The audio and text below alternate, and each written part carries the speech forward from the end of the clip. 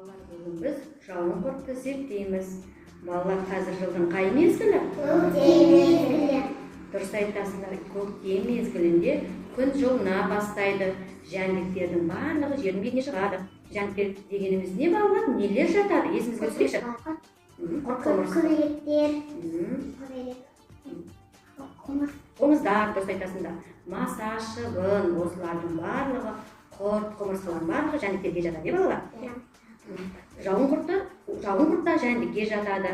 Жауын құртты балалар шылаушан деп атайды. Шылаушан жауын жауғанда топырақта пайда болады. Шылаушан ылғалды, сулы жерде өмір сүреді. Шылаушанның балалар иісі, дыбысы болмайды.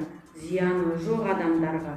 Адамдарға пайдасы өте көп екен.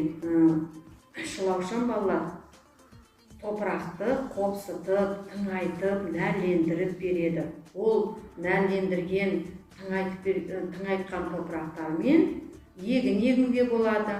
Мысалы, гүл егуге болады, қияр, қызанақ егуге болады. Олардың барлығына осы топырақты пайдалансақ, біздің еккен егініміз әдемі болып өседі. Гүліміз әдемі болып өседі. Қияр, қызанағымыз да үлкен әдемі болып өседі. Шылаушан шіріген жапырақтармен қоректенеді, тамақтанады.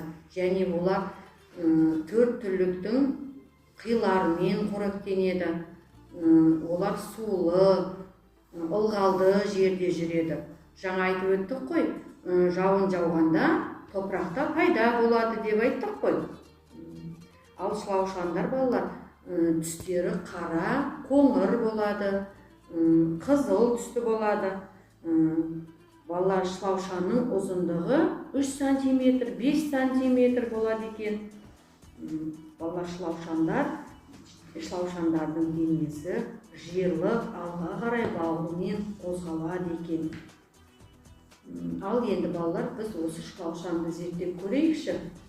Балалар, біз шылаушанды зерттейміз. Біздің алдымызда шылаушандармен қараңдаршы. Мына ыдыстың ішінде, топырақтың ішінде шылаушан бар. Міне мен қазір қолыма аламын. Міне шылаушан. Міне қарашы. Шылаушан қалай жүреді екен? Неге ұқсайды екен? Қарашы. Жыланға ұқсайды екен. Жыланға ұқсайды екен. Ал енді бұл қалай жүреді екен?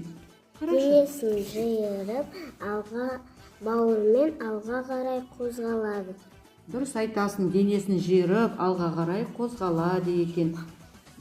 Және не сезіп тұрсың, шылаушан? Шылаушанды қолыңа. Денесі мұзда екен. Денесі мұзда екен дейді. Дұрыс айтады. Ал енді шылаушаны қандай екен? Қара, сосын қызыл. Қара және қызыл түсті болады екен, е? Дұрыс айтасың. Ал балалар, шылаушанның ұзындығы қанша сантиметр болады екен? 2 сантиметр, 3 сантиметр. Дұрыс.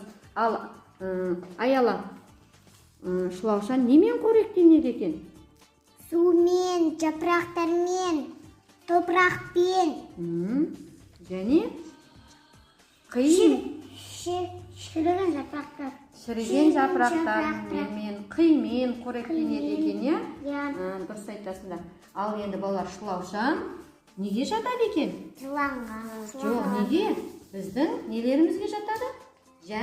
Жәндіктерге жатады екен. Дұрыс айтасыңдар балалар. Ал енді маған бере қойшы шылаушанды.